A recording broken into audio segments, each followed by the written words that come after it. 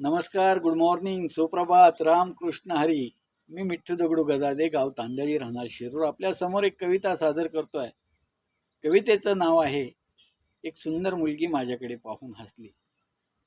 एक सुंदर मुलगी माझ्याकडे पाहून हसली. मी पाहिलं तिच्याकडे, तिने पाहिलं माझ्याकडे. नजरेला मिळाली नजर, घायाळ झाला माझा जिगर. नजरेच्या भाषेत ती काहीतरी पुटपुटली. मी मात्र वेंधळा, भाषाच नाही कळली. असं आता रोज होत होतं. तिच्यातलं माझ्यातलं अंतर कमी होत होतं.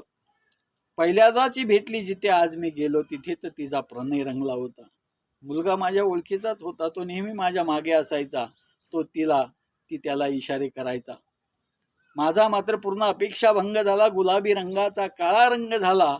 असं दुःख सहजासहजी कुणी विसरत नसतं. मनात ते घर करून बसतं.